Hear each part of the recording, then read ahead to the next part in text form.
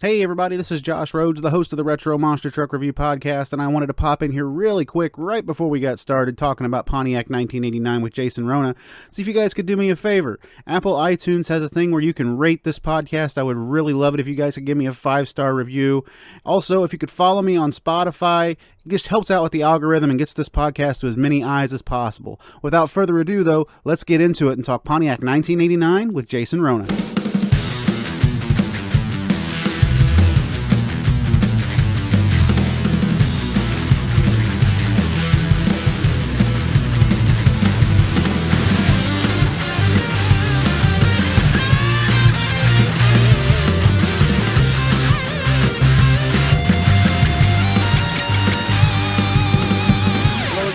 Welcome to yet another edition of the Retro Monster Truck Review. Joining me again today is Jason Rouna. Jason, you actually had messaged me about doing this Pontiac Silverdome event from 1989.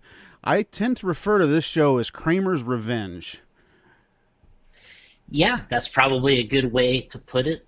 And yeah, I mean, when I start to think about it a little bit, it is the end. To me, it's a little bit of the end of an era too.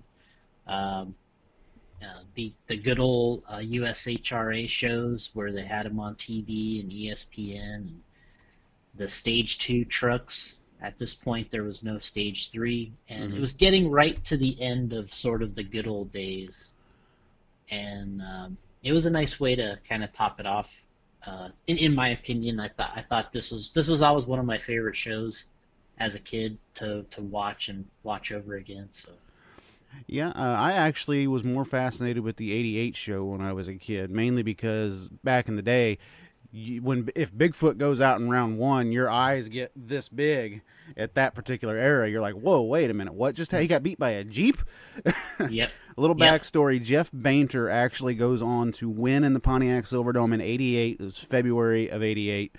Goes on to take a win and beats Bigfoot in round number one to do so. Like I said, unheard of at the time. And now we're coming a year later. Boehner's no longer in Hot Stuff. He's got a brand new Jeep, high voltage, bright yellow, but Hot Stuff is still here with Debbie Roden behind the wheel. yep. And that's what I remember as well as that '88 show. Man, I was so disappointed watching that one on TV. I was just like, really, couldn't put this little red Jeep away early, and but there was obviously some advantages to having that Jeep in those style tracks, and Jeff was a really good driver, and he had been running for a while there now, doing the Anaheim, I think, events. He was always there, and yeah, it's you just didn't see Kramer get beat that often, and but it just didn't have that great of a run, and so put him on the trailer, and then now back at this event with the high voltage. I think that little yellow Jeep. I mean, I always liked the Hot Stuff too, but the little high voltage, I really liked that yellow Jeep, and he had some cojones. Oh, you had Driving that to thing. have some cojones to drive that little short wheelbase Jeep. There's a clip of this Jeep racing at Ecology Eliminator. I forget the event that it's at, but this little Jeep does a barrel roll, and it's hard to believe that this truck comes out pretty much unscathed from that. But anyway, Silverdome show here. The truck lineup, we got 6 of probably the top trucks in the country at the time. Barefoot Racer, Fred Schaefer, High Voltage, Jeff Bainter, Hot Stuff, Debbie Roden, Dan Patrick, and I think it's a brand new Samson, pretty much, bright red truck. Bigfoot 7 and Jim Kramer, the movie star truck from Roadhouse. And we've got Evil Force here, Ray Perkowski. We also have 4 tanks on premises. Stormtrooper with Ricky Rodman. I think that's how you say it, Ricky Rodman. Track Attack, Ernie Brookins. Orange Blossom Special, of course, with Alan Gaines. And then we've got Bigfoot Fast Tracks with none other than the man, Bob Chandler, behind the wheel. A little bit of a history here is the Pontiac Silverdome. This was the home of the Detroit Lions for the NFL from 1975 to 2002. It actually hosted Super Bowl 16 between the 49ers and the Bengals in '82. And a guy that recently won, I think, the Super Bowl, his name's Tom Brady. You may know him. Just won that. He debuted here against the Lions in 2000. Then the NBA All-Star Game was held here in 1979. The Detroit Pistons set a single game attendance record at 61,983 against the Boston Celtics. And this stadium actually hosted the NBA Finals games 3 through 5 in 1988. Another one that's actually between you and me, probably one of our favorite wrestling moments. March 29th, 1987, WrestleMania 3, Pontiac Silverdome set the actual indoor attendance record that was held for a number of years at 93,173, brother. Yeah, that's what they say. Hulk likes to refer to that event all the time. And I don't think there's an interview that goes by where he doesn't at least say one time, I slammed Andre in the Silverdome, brother. Yeah, that's definitely one of the biggest moments, and getting that attendance. What do they call it? A draw or something like that. He says we could draw money or whatever they say in wrestling. They got a lot of cool sayings. But yeah, I mean 93,000. I mean, how can you not brag about that? I guess. Oh yeah, I would brag about that every single day, just like they bragged about it for years, up until they went back to Detroit for Ford Field, I believe, and then after that it was Dallas when they had over 101,000 people there for a WrestleMania. It's just hard to believe how many people show up to watch a 20 by 20 wrestling ring. It's just so far away, and you're kind of looking in binoculars this big to see two guys that you can barely make out in the ring in little tights. But anyway. Yeah. We got concerts here featured The Who, Elvis, Aerosmith, Elton John, Led Zeppelin, Kiss, the Bee Gees, Rolling Stones, the Jacksons, Bruce Springsteen, Van Halen, Pink Floyd, Metallica, Guns N' Roses, U2. You name it, if you were a band, if you were big, you played in the Silverdome. An interesting stat I found here, February 27th, 1983, the ASA, American Speed Association, held an asphalt stock car race inside the dome. The ASA started their national tour in the dome that year, and this race was actually won by a guy named Butch Miller. Hard to believe they could fit the ASA inside the Pontiac Silverdome with an asphalt an asphalt track. That's astonishing to me to read that they actually spent the time to pave a track and run it in the Silverdome. That's had to be an astronomical cost to be able to do that. Yeah, obviously today you probably wouldn't make any sense to do that, but there was a time when maybe they needed facilities and places to go, and they just bit the bullet and said, hey, let's put in the asphalt and let's rock and roll. Mm-hmm. It's kind of like a show I did with Colby Marshall here a little while back, where they had talked and actually had some dirt cars inside the Houston Astrodome, which was, again, something I never thought really had happened. I personally hadn't heard of anything like that happening until St. Louis had done it inside the Edward Jones Dome with their circle track they have in December there that they race at. But I've never, reading back and seeing some of that old stats, it's hard to believe. It's like I said on that show, it's hard to believe that A.J. Foyt and Jim Kramer share a stat of winning inside the Houston Astrodome. Yeah, and it just shows you how incredible those buildings were. And then for that time, they're multi-purpose buildings too. That's what's really cool about them. Yeah, it was set up for so many different events, and it really was the star of a lot of these shows, was just the facility. Oh yeah. Speaking of stars, at this event in particular, we have 5 International Monster Trucking Museum Hall of Fame members in this field. Jim Kramer, Fred Schaefer, Jeff Bainter, Dan Patrick, and of course Bob Chandler on this field of trucks here. Bob's actually in the tank, Bigfoot Fast Tracks. We'll get to that later, though. Our announce team, Marty Reed and Mike Galloway, and we're going to get right into it here. We had a bunch of pulling before this, but halfway through it, we finally get to the monster truck racing. And in round 1, Jason, we've got High Voltage and Samson. Right lane, High Voltage, left lane, Samson. And, man, the camera focuses right on Bainter, who gets a heck of a hole shot here in High Voltage. Yeah, I mean, that thing would pull a wheelie off the start, if he was doing a straight race, and I think it was almost wheels up here too. And I guess what really surprised me looking back at this was the the slap wheelie that Samson does, right? Oh yeah, that slap wheelie was insane for the time period that it's in. It kind of does mess up Dan's turn here, though. The truck bounces so much. I actually noticed he bounced all the way over to the left side of the track, and being that he's in the left lane, it kind of screws him for the corner, because now he's entering that corner, at a different angle than he probably needs to with that longer wheelbase. Yep. And it's actually going to end up pushing him wide, but then it doesn't really matter in the end, though, because it looks like the truck's steering just completely goes out. Probably all related to that bounce that he took. Yeah, definitely didn't expect probably that type of a landing. And, you know, they put the two cars there because I think it was probably an easy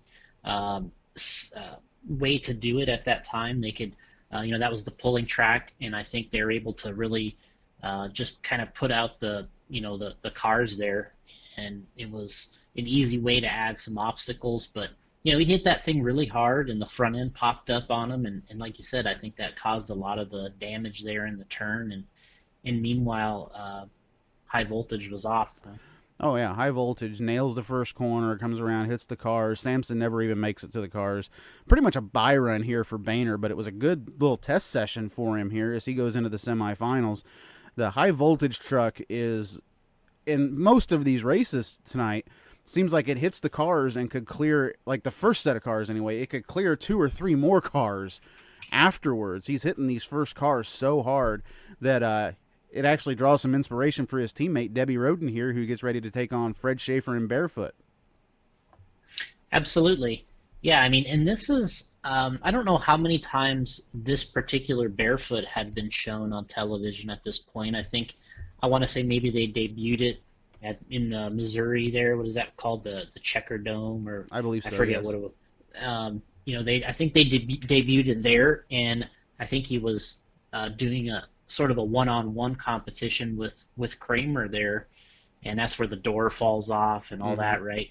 Yep. And so I don't know how many times this truck had been on television, but it was a lightweight. He went with the turf tires, and kind of a unique, at the time it was a unique truck and kind of his way into racing. This was, like we were talking about earlier, this was kind of getting out of the good old days, and the end of the stage 2 at the beginning of the stage 3 was just around the corner. And yeah, I guess that's one other thing I like about the event is this Barefoot truck and you know, racing the high voltage and the hot stuff.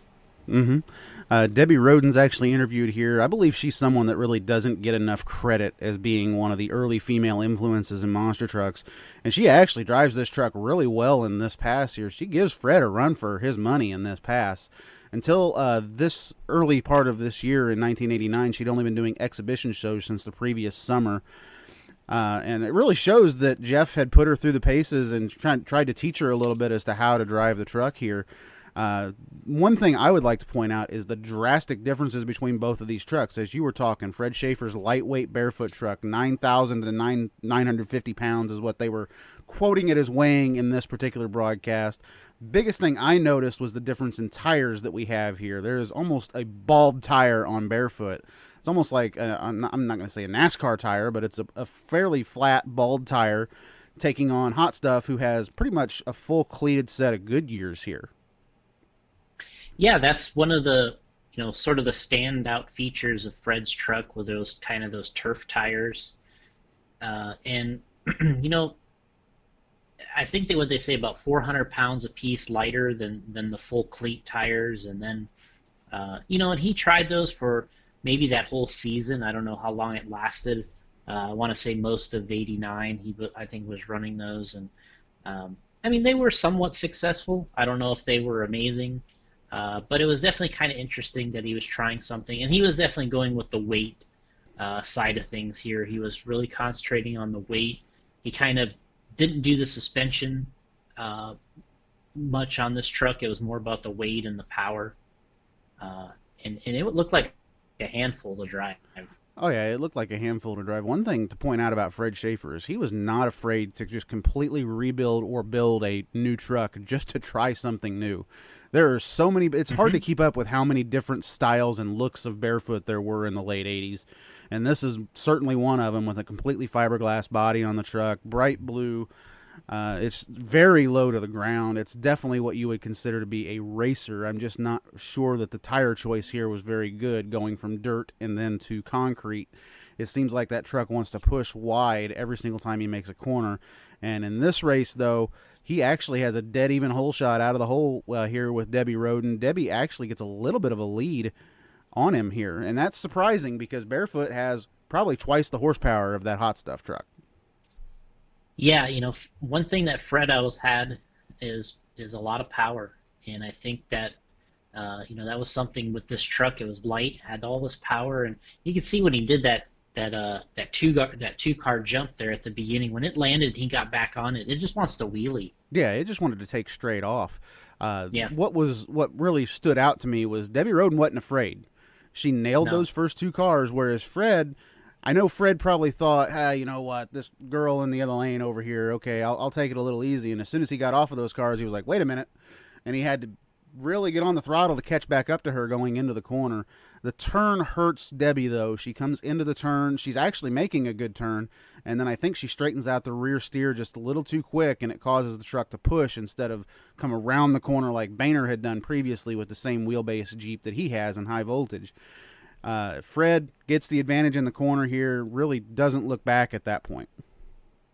Yeah, and like you said, I think he might have looked past this matchup a little bit at first, but he got it going, and Debbie, like you said, man, she was really a good driver and got a couple shots in different trucks at that time, and I think she drove the Bigfoot truck at the end of '89 here too at one of their shows, and great driver. Oh, yeah. The one thing that I noticed here on the replay of this race was the slow motion that they show of Debbie inside the hot stuff truck. Her getting beaten and thrown around, and it's worth, if you find this on YouTube anywhere and you want to see something of how old school monster truck suspension is tuned, watch the video of Debbie Roden right here in Hot Stuff, and you see this slow motion of her just going back and forth and side to side in the cab of Hot Stuff here. It is something to watch, and a little bit later you're going to see a little bit more of Debbie inside Hot Stuff as she's going to come back as fast loser. Final race of round one here, though. Bigfoot number 7, as I said, the TV star, the old movie star from Roadhouse, I believe a Police Academy movie as well, for number 7. Taking on Evil Force, recently renamed Big Toe of Ray Perkowski. Kramer, like I said, this is the revenge show for Kramer, and when he leaves the line here, no offense to Ray, pretty much a buy run here for Kramer. He completely takes off and carries probably the most speed of anybody going into that first corner, lifting the right front tire straight up off the ground around it. Yeah, I mean, this is like you said, he kind of had a win in his eyes, I think, at this particular race. He really want to kind of establish themselves back after losing that year before at the big show to Hot Stuff, and he jumped on it here with 7, and I think he's also feeling out the track. I don't know that they had qualifying or anything like that. So this also difficult getting your first run. I would imagine it's tough in the RC trucks to get the first run. I couldn't imagine what it's like in a real truck making a run without a practice. Oh, yeah. My goodness. Kramer carries so much speed into the corner here. I honestly had forgotten how much speed he carries into that first corner. The truck comes around that corner, hits those cars very well. Kramer's suspension soaks it up. They kind of cut away a little bit, and then when they come back, Bigfoot's way wide.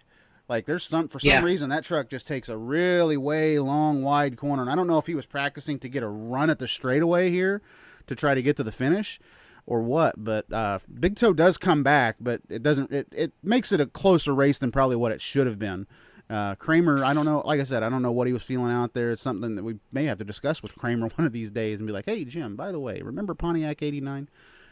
Quick question. Yeah, he'll be like, oh, yeah, of course. Yeah. To me, it just looks like, oh, hey, this turn's coming up a lot quicker than I thought. I'm sure you hit those cars and he hits them pretty hard, and I'm sure you're thinking, all right, what's next? And all of a sudden you're like, oh, back to the turn. And that's what I was kind of wondering, is if it felt more like a feel-out practice lap there too. But that's why I thought maybe he considered it a little of a buy run. I mean, the weight difference between these two trucks here is incredible. With the towing mechanism still on the back of Evil Force here, that's going to add easily a ton of weight to this machine. And no offense, the suspension on Evil Force versus the suspension on Bigfoot 7 here, just looking at the two trucks on the starting line really shows you exactly the story here between them. I mean, I don't think anybody expected Ray Perkowski to come out and beat Bigfoot here, but like I said, Jim kind of does make it close at the line here with his long arc coming around that last turn. Yeah, absolutely. And I guess one thing that was kind of interesting is going back to Evil Force, and like you said, before it was Big Toe, and kind of going back to when you had to have a big truck, and that was part of being in the business, was having your own, I don't know, whatever it is, your own gimmick, which was for him was the tow truck. And maybe him seeing a little bit into the future here, he started doing a name change because he felt like, hey, I'm not going to be able to run this tow truck body setup very long, and maybe a little bit of moving forward on his part of the name change, because I'm sure he's seeing, hey, down the road I'm not going to be able to do this, and I'm going to have to take on a little different identity. Just kind of a little transitional period here. Mm-hmm. Yeah.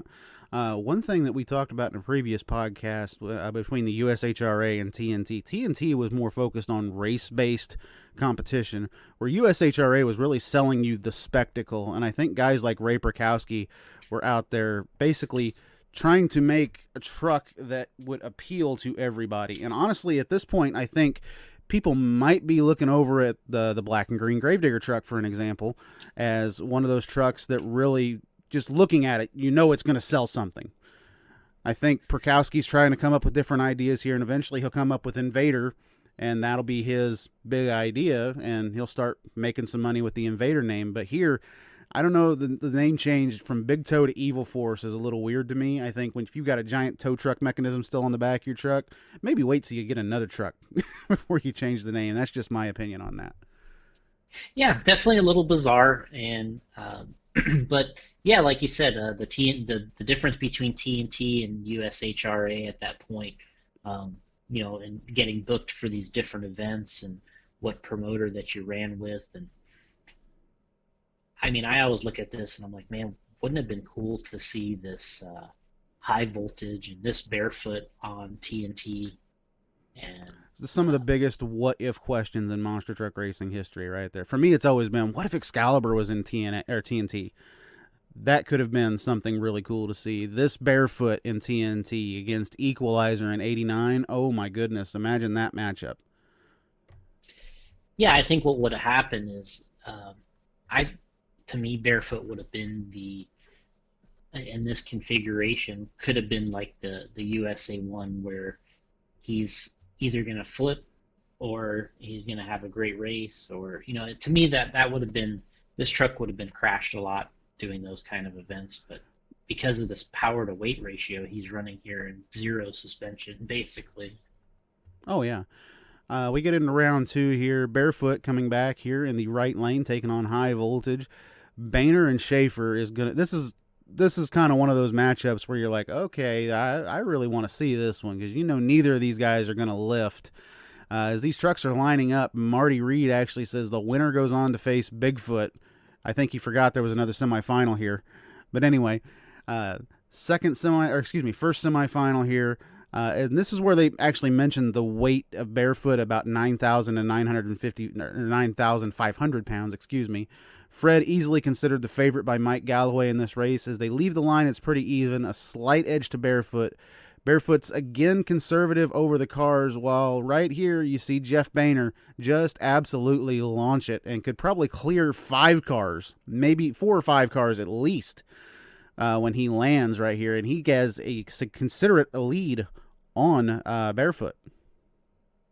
Yeah, he does, and he's very aggressive over that opening set of cars, which to me would have been very difficult to decide what to do there. I mean, he just launches it. I mean, he's just, like you said, he probably could have cleared 5 of them.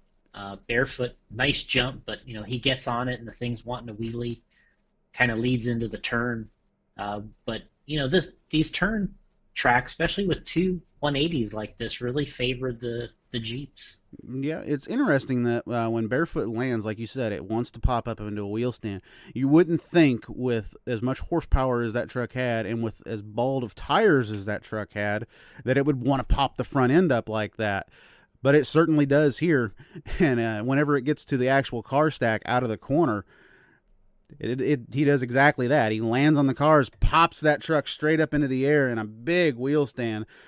The fans are getting treated to some wheelies tonight, especially from Samson in round one, Barefoot here with the rebound wheel stand that eventually I believe cost Fred the race here. Yeah, absolutely. And I think I've seen another video of this of this event that was filmed, I think by the Bigfoot guys, and you could see how in the video you could see that the battle between Bigfoot and Barefoot was very intense because the person videoing or watching, I think there was somebody mic'd up, and when they were watching this, you could hear on the video that when he did this big wheel stand, they're like, it's done. He's not, he's not going to win it, and you could tell by the way they were talking, watching it, and they're, what they were saying that, once this thing popped up, they're like, oh, he's done. He's not going to be able to beat the Jeep here. Mm-hmm. And honestly, I think they might have been breathing a small sigh of relief at that point in the Bigfoot camp, but at the same time, yeah, he may have lost, but he just lost to the guy that spanked us the year before. Yeah, absolutely. They're thinking, we'd rather lose to the Jeep than to Fred, so let the Jeep move on and put Fred on the trailer, I think was their mindset at that particular time. Mm-hmm. On the replay of the race here, we do see a little bit better angle of how close it was when they got to the second set of cars. Because in the actual race, they kind of cut away a little bit. It's hard to actually tell who's leading here when they hit the cars. When you look through Schaefer's tires, you can see High Voltage has actually landed on the cars as Fred is jumping. So it's not like High Voltage just took the lead over the car stack. High Voltage already had the lead coming out of the corner. So Fred, even when he landed and popped the front tires up into the air, he was still behind at that point. Yeah, and the other thing that I noticed with all this is how deep these guys actually go in these turns, because I think there's just a cone that represents actually where the turn is. And where Fred actually turns, I mean, he's so far past that cone. And obviously being inside and having the trucks the way they're really running deep in these corners, and I'm sure when they go back and look at them later in the videos, they're probably thinking, man, what was I doing here? Yeah, I'm sure Fred Schaefer really wanted to see some video of this event because, like we said, he was trying something drastically different here on this truck. What surprises me about the Barefoot truck here, we're not going to get to talk about it again because it's out of the competition after this point, but the grip that those tires had, again, even on the concrete, you could see is pushing this truck out wide. And I think once Fred saw video of this and maybe a few other races, he was probably like, you know what, maybe I should go back to Goodyear's. Yeah, just the turf tires just did not, want to grip there, and they were very pushy. There was another event they did in Minneapolis where him and Kramer collided, mm-hmm. Yep. and that truck wanted to push bad there too with those tires. So that was obviously definitely something about that truck, the overall weight, the tires, and the power. I think just it made the truck want to push. Exactly. Next semifinal here, though, Bigfoot right lane, left lane, Debbie Roden and Hot Stuff. Rematch of the previous year's first round right here. Just a different driver behind the wheel of Hot Stuff. And Debbie Roden has a wild first hit. Yeah, she sends it off that first stack, kind of like Jeff was doing with High Voltage, but this time she lands and her whole helmet falls off. Yeah, her helmet falls off and actually lands in the back of the Hot Stuff Jeep here. And give this woman some credit. With no helmet on, she finishes this pass, and she does so with gusto. She comes around the corner here. Obviously, Kramer's in the lead at this point. Really has a flawless turn, by the way, for Bigfoot. And this is where we kind of see Kramer kind of jumping and getting into a groove here. You see Kramer jump and land left front tire on the tailgate of that last car, and he'll do this the rest of the night. land right straight on that tailgate, and he'll get that tire up right into that body, and you can see the damage on the side of the truck too when the left front keeps popping up into the body here of Bigfoot. But I got to give a hand to Debbie Roden for finishing the race, even though it probably wasn't the safest thing to do to go out there and hit that second set of cars with no helmet on. Yeah, absolutely. I mean, just driving those Jeeps in general was not probably an easy task or safe because of the way that roll cage was on there. I can't imagine that thing being super effective. But yeah, and then taking it a step further and just doing it with no helmet, racing against the Bigfoot guys here was pretty incredible. Oh yeah, I mean, she showed exactly why she got picked to put in that truck, really, because she held it to the floor and she didn't care. I mean, she had lost the race at this point and still wanted to go out and put on a show, and you can respect that in any motorsport when something like that happens. Maybe, though, probably should have stopped the truck and reached in the back, got the helmet, and put it back on. But still, you got to show some respect to Debbie Roden here, and honestly, probably her breakout event as far as I'm concerned. Then we finally get to the final round here. This is the rematch, and as Army Armstrong, this is what they all come to see, Army. Bigfoot right lane and high voltage in the left. Kramer and Bainter. I can never say his name right. Kramer has got to be thinking about last year's embarrassing loss in round one as soon as they start pulling to the line here.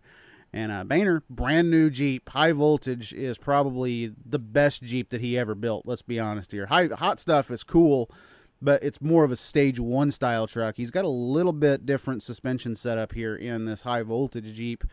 And truthfully, it probably corners a little bit better than hot stuff, at least in my opinion. Yeah, and I think he upped the power range here on this thing. This high voltage, there's a reason why he took it and then, bumped the other one to Debbie. But I think this truck was more powerful, and that's why he's driving it. And like you said, I think little improvements. And, I think at this point he was feeling like, he wanted to put Kramer on the trailer here again. And, and I would be a little concerned, going into these events, because having those two turns definitely is a good advantage for the Jeeps. Yeah, the shorter wheelbase Jeeps have a huge advantage on these tighter corners. And as I put in my notes here, even as they're pulling to the line, I would have considered high voltage the actual favorite to win this race, just because of those two really tight corners and that truck being able to get out of those corners and just scoot away from everybody it had in the previous rounds. Yeah, I mean, I remember watching this as a kid being a little concerned about it for sure.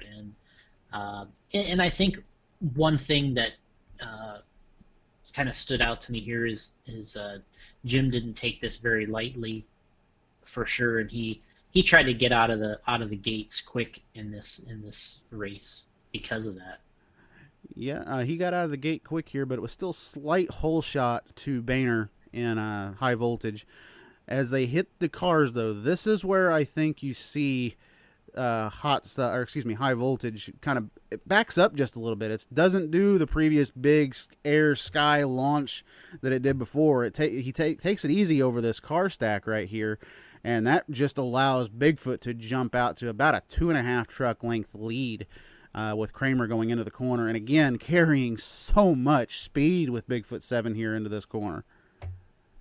Yeah, this is kind of Kramer in his element, I think. This was maybe peak Jim Kramer in a Stage 2 truck. Just he really had a lot of wheel time and kind of the green light to do whatever he wanted, and he really manhandled these trucks. And starting with, once he landed off of that first stack, the two cars, he jumped on it, and then he was all over the turns here too. He'd like to pick that inside wheel up if he could, and then he was trying to get that smooth landing on the set of cars, I think, because that really sets you up for that final turn, which I'm sure he knew would be the factor, that the Jeep would be creeping in there. Yep. We get a close-up here of Bigfoot flying over the second set, and if you kind of peek under the tires, you can see that Bainter has yet to hit the second set of cars. So for the first time all night, Bainter's beaten out of the corner. So he knows he's behind down this straightaway. Yeah, absolutely. I think, and that kind of goes back to I think Jim really taking it seriously there and really trying to get off to a really good start on that straight section, nailing that first corner, and he's like, I'm gonna put this guy away this time. Yep, and that's exactly what he does. We get to the second corner here. They're a little closer than what you probably would have thought after Yep. the exit of the first corner. Bainter does come back, but he's about in the middle of the corner as Bigfoot is exiting to come and take the win.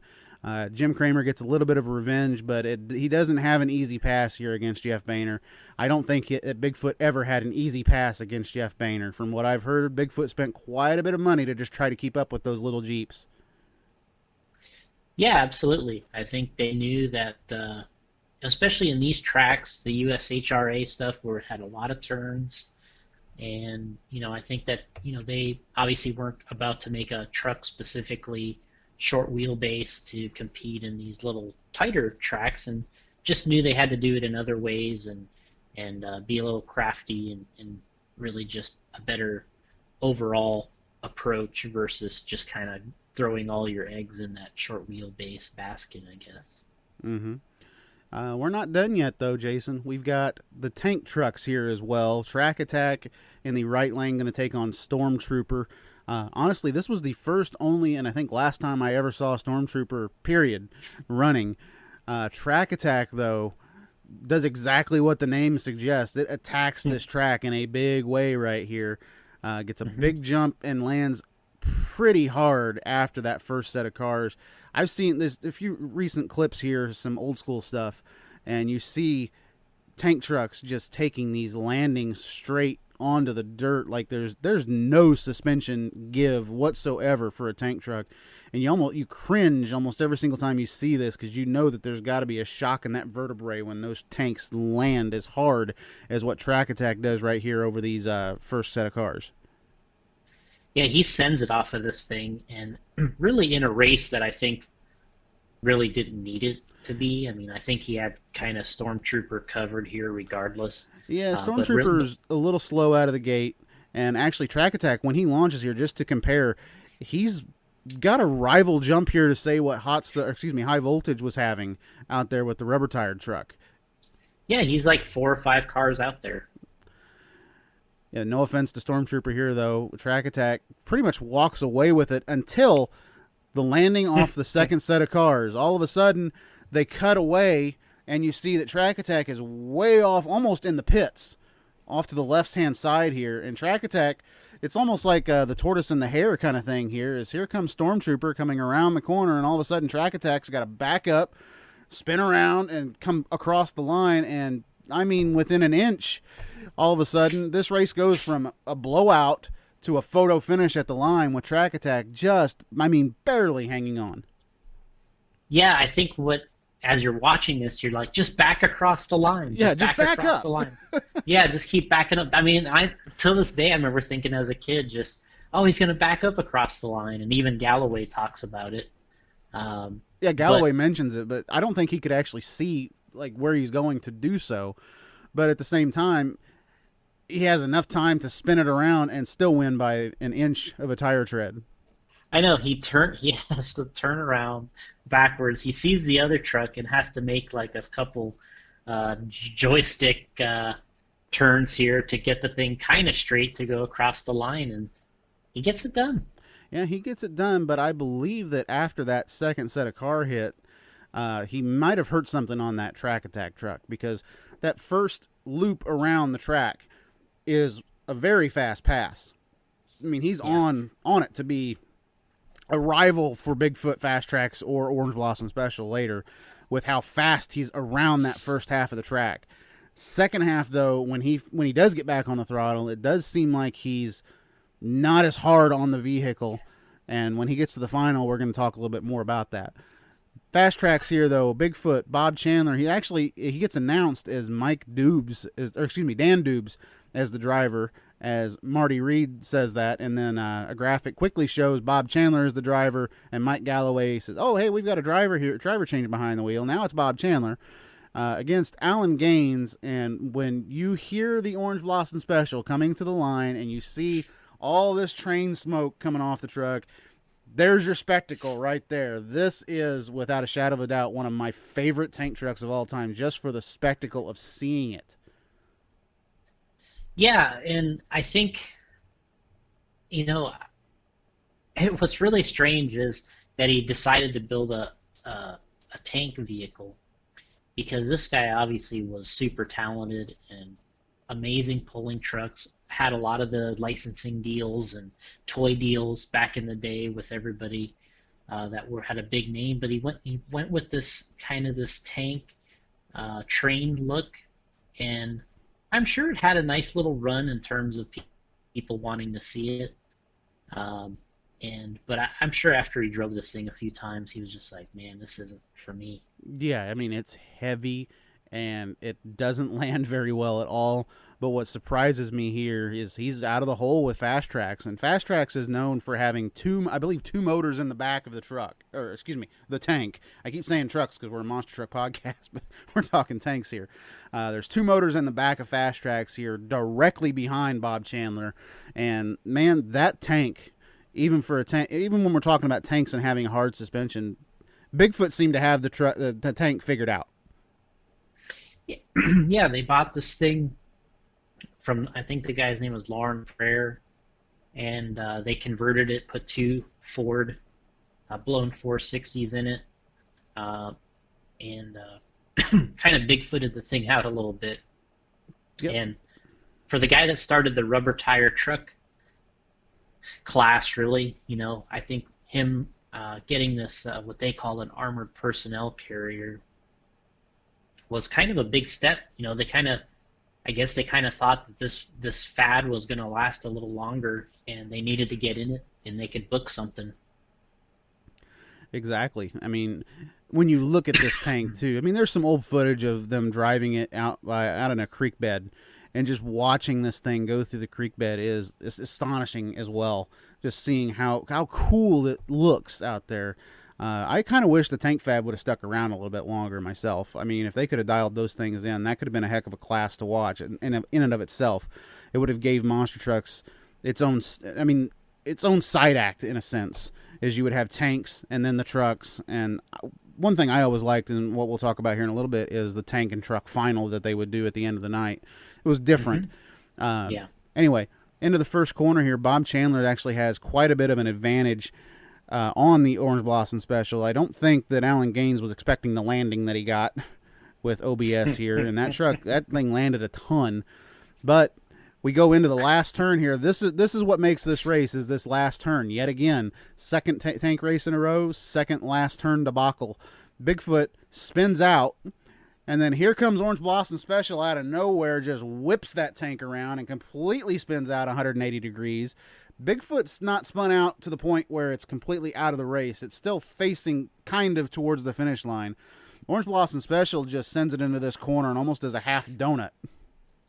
Yeah, just what's funny, and then he just really gives up on the race and goes and parks it. Yeah, I think at that point he was like, all right, Bob's probably crossed the finish line by now. And in reality, by the time he's parked, that's when Chandler finally fires back up and comes across the line. Yeah, like Bob kind of does a spin here. He gets it kind of corrected, and then I think the whole thing stalls. You can see the thing, I don't know if it backfires or something. There's some kind of flames that come out of this thing when they're either trying to start it back up or something. Yeah, right there out of the headers.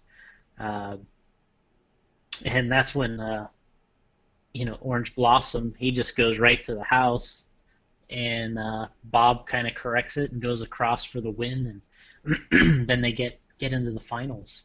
Oh, yeah. Final round here, Track Attack and Bigfoot Fast Tracks. Whole shot to Bigfoot here.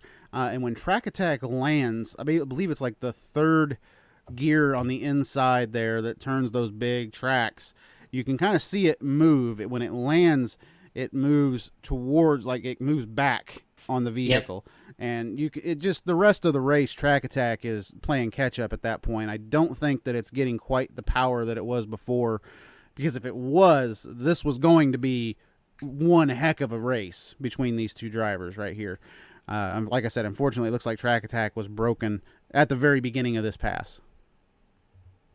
Yeah, he made that big landing, and those wheels got kind of caught up in there. and then it kind of corrected itself. But like you said, it maybe didn't perform quite as well as it did earlier, because that very first jump it did was almost looked a little damaging. Yep, I agree. I think actually maybe it was damaged in the previous round, because Yeah, when it gets back on the throttle after almost completely spinning out, you just don't see what it had on that initial hole shot against Stormtrooper. right. Yeah, and Bob kind of covers him out of the hole, and then and he gets Track Attack gets the big launch and gets the wheels kind of broken up on that side, and then it kind of settles back, and he kind of gets back on it, starts running, but by then it was just a little bit too late, and Too little, too late at that point. yeah, Bob was laying it down, and which kind of always impressed me was, then thinking back now, is Bob didn't do a lot of racing, but when he drove this fast tracks, he was a good racer. Yeah, he loved to drive this fast tracks too. He says it in the Bigfoot 25th anniversary VHS tape that I wore out years ago. I mean, you can see his excitement in, like you mentioned the tank, it almost like there's a twinkle in his eye whenever you mention that tank. Yeah, it seems like for some reason he really liked driving this thing, and it almost was probably one of those things, was like, he loved the trucks. He started really the truck division, but when he drove this thing, he kind of fell in love with it. That he did. And right here, it's employee versus boss, as we get Bigfoot number 7 in the right lane taking on Bigfoot Fast Tracks in the left lane. One of the rare occasions you would see Bigfoot come out to actually race a tracked vehicle. I think it helped because it was a Bigfoot branded track vehicle that he was racing. There were several instances in the late 80s where you would see Bigfoot win and then just completely disappears. We talked about in the Houston 87 episode, Barefoot loses in the final, but it is the truck that comes back to take on the tank because, rumor has it, Bigfoot wanted absolutely nothing to do with it. Yeah, my guess is what they didn't want to happen there is the tank show him up, and I'm sure that was the hesitation, was they needed to see these things run and really make sure that they could beat them, because at that time it was important to keep that winning tradition, and they didn't want these kind of hybrid-like vehicles to come out and show them up when they were kind of the kings of the show. And I would guess that had a lot to do with it. Yep. Like we said, though, here, Jim Kramer, Bob Chandler, owner versus driver, friend versus friend, blue versus blue, Ford versus Ford, tires versus tank. You name it, it's probably a good way to describe this one. It's on the line here. And they had tried to get this going several times before this event. They referenced that a few times, where earlier in the year in Anaheim, they tried to get this matchup, and I think the tank was overheating. They never quite had the matchup perfect like they did at this event, and it kind of seemed like, I guess that's the feeling I get of this show, is where things are coming to a close on a certain era of monster trucks in a sense, and these guys were kind of the kings of this era. And they were still at this particular time. You're talking about '89. I think this is the end of '89. So Bigfoot 8 is right around the corner. I want to say this is like February '89. Okay, so this is early Yeah. '89. So Bigfoot 8 is in the design stage. They know there's another era coming. They got kind of this in between era with the tanks and the personnel carriers. You got Jim, kind of still at his peak powers here at the Stage 2 truck, and they finally got this matchup to kind of go down between Jim and Bob. The one thing that stands out to me in this race is Bigfoot 7 gets quite the leave on Bob Chandler here. 7 jumps out to about a 3/4 length truck lead as they hit the cars. But this is where the tank kind of comes back a little bit. The tank has the advantage of just driving straight through the car stack, whereas Foot is up in the air and bouncing over the cars. That was the advantage of the tanks. That was what they'd always harp on TV with the tank trucks. Instead of getting air over the cars, they would just drive straight through them, and that's what Bob does right here. Yeah, and I think, I think there's a little showmanship going on here too because I think Jim. Uh, I don't know how they started these things, whether it was with a flag or a light, or how they were starting these races back then. But I wouldn't be surprised that Jim took off a little early here, uh, or Bob took off a little late to kind of make this a little more dramatic. But like you said, they get through that set of cars, and Jim actually kind of checks up nicely with the truck and kind of gets a nice landing for stage two. And like you said, Bob kind of drives through him and makes up a little bit of time right away. And then they get into the turn, and you can see Kramer is all over the turn here. He's bound and determined to make a good turn. He's off the pulling track, trying to get wide enough to get that entrance that he's looking for, and to get that and get the exit that he's looking for out of the corner to hit those cars exactly the way he had done previously. Again, perfect jump from Kramer. Launches onto the cars, left front on the tailgate of the last car, scoots right off of it. Seven's got a little bit of a lead here as they go into the final corner. Chandler, I think, has a shot to win into the corner. When you watch him go into the corner, Bob kind of hits the brakes. You see the tank start to slide, and then he gets back on the throttle maybe a hair of a second too early, and it causes that tank to push and wash out just a little bit. Had he stayed on the brakes, that thing was going to whip right around and come right around that corner and just fly past Bigfoot 7 here. But that doesn't happen. On the exit of the corner, they are dead even. Bigfoot 7 is rear steers cranked, front steers cranked to the right, trying to get around this corner and go to the finish line. I don't know exactly what happens to Fast Tracks, though, because if you watch, he's got a little bit of a lead, and then it seems like the truck, I don't know if it lays down or if he just doesn't have the feel that he needs to get back on the throttle or what, but it's almost like Fast Track stalls a little bit on the exit, and that's when Kramer just puts on the afterburners, hits the NOS button, and says bye. Yeah, I mean, I think first of all, I think this is Jim's best run of the night. Yeah, I agree with you. He needed it to beat this Fast Tracks, the personnel carrier, because he got the two 180s, the two tough turns. But I think there's a couple theories out there that Bob might have backed up, hesitated on that throttle a little bit there. Because he wanted the rubber tire truck to win, but either here or there, I think Jim actually had a really good run, and in this particular final round, and I think he got the win. I think he would have got the win regardless here of how that little hesitation went with the tracks, but it would have went down to a video camera, that's for sure.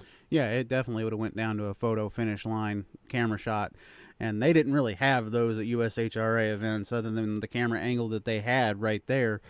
I think some of those, like some fans have talked in years after this event, how maybe Bob cut off a little bit just for the rubber tire truck to win. I think a lot of that comes from the interview afterwards here, because they basically, Mike Galloway just says, here's the microphone, here's the replay, you guys talk.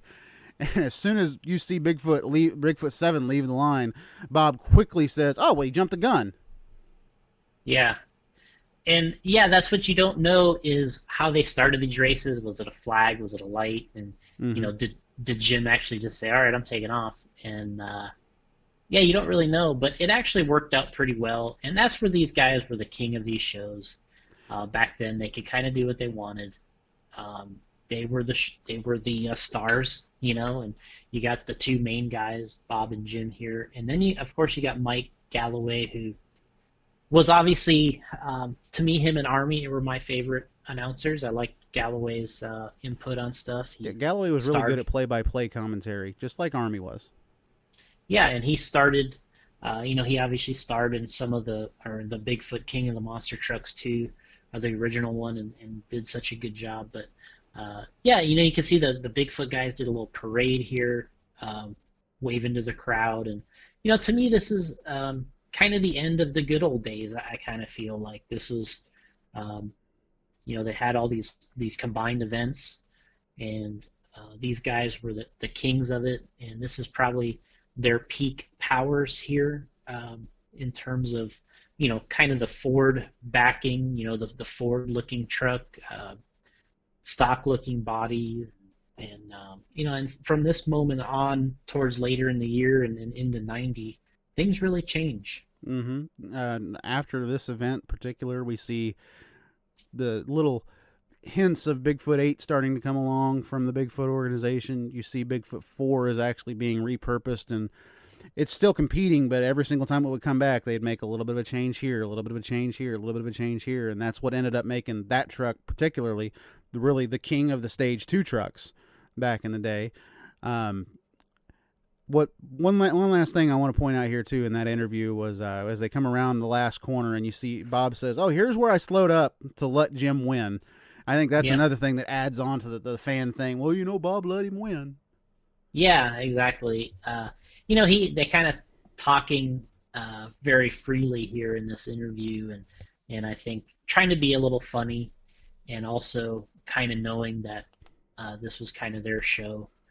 They could kind of do what they wanted, and yeah, it's a great. This was a great moment, I think, and just being in the Silverdome, having the fast tracks and Bigfoot 7 race each other at this time, and it didn't happen that many times. And the way that this worked out is kind of a cool track layout in a way, and then having Barefoot there, having the Jeeps, and then I'm being able to get the win here, really in both classes. It was just kind of a shining moment, I think. Yeah, it was a shining moment for Bigfoot all around, and I think that Jim Kramer really had the laser focus here going into this particular event. For number one, he wanted to annihilate those Jeeps.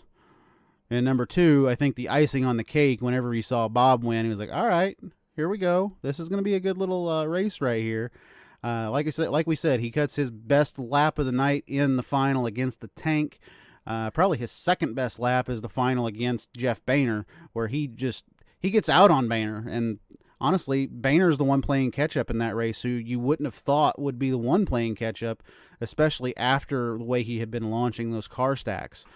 Bainter was surprising to me in his final round against Kramer, just for the fact that he didn't really attack that track like he had previous. And I'm not saying that he laid up or anything like that. He may have had an issue with that truck. We don't know. But for some reason in that final, it just didn't seem like he was attacking the track like Kramer had done the entire night. Yeah, the only thing I had thought of is maybe he was trying a little bit of a different approach. He was like, well, I'm not going to be able to sky this out and start bouncing. And I think maybe he was really trying to stay a little lower and then really kind of kill the turns. And yeah, I think he thought that was going to be the way to the win. But like you said, you don't really know. You don't know if there was any issues, but that's kind of how I always took it watching it is, like you said, you don't, when you're there, these races come up fast. You can only think about it in your head. There's nobody's showing you an iPhone video, right? Like saying, like instant hey, replay. check this. Yeah. Hey, check this out. You're just kind of doing it, and it comes up fast, and you probably have to make little decisions between your races of how you're going to approach things, and that's kind of what stands out to me about kind of these good old days. One thing that jumps into my mind being you say that is, what did it take for them to bring down and be able to review that race in front of both Bob and Jim in front of the rubber-tired truck when they're interviewing them? Did they have to wheel a was it like old school when you were a kid and you'd see them wheel the TV into the room and get all excited because you're watching a movie? I wonder if it was like that for those guys, or they're wheeling a TV out just so they could see that final round race with each other.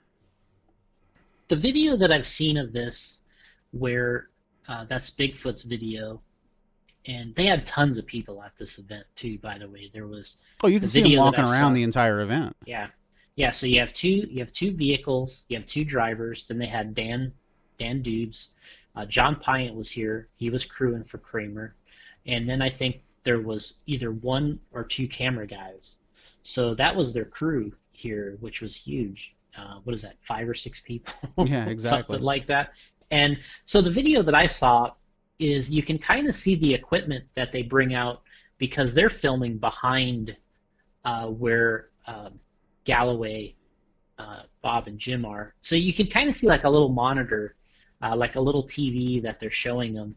But it's like you're saying, it's not like as simple as like it would be today. Like they're actually they had to bring some equipment over to them to show them that replay and kind of get that moment that they were looking for there. Oh yeah, I mean today you walk over. Here's an instant video on my iPhone or my Samsung that I just took of your finish at the RC Monster Truck race.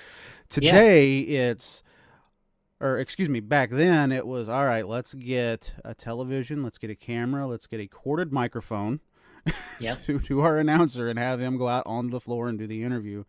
All in all, though, man, this is just another USHRA spectacle with 6 top monster trucks, 4 tanks, and honestly, a wild racing show. This was everything you could ask for, as far as I'm concerned, for a USHRA spectacle in the 80s. And like you said, this was the end of the era as far as some of this stuff goes. This particular event, I agree with you on that. I mean, I don't know what else you could rate this other than maybe a 7 or an 8 on the scale of 1 to 10, because the production value is there. The announcing is there. They keep you excited throughout the entire event. And then just some of these, one more thing too, an end of an era as far as how close the cameramen could be to these trucks as well. Because some of these shots you're not going to see again after 89. And that's guys that are standing so close to those cars, and you're able to see one famous shot is number 7, the first time it hits the cars coming down, and you see that tire get up into the body. That's as close as you're probably ever going to get to that. Yeah, the freedom they had in those days, and really they got pretty lucky with the injuries or any incidents in those days.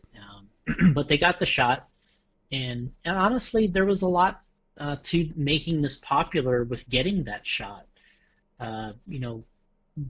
Getting those camera angles was pretty critical to these early days of showing what was going on. And it would be really nice if we could get them today.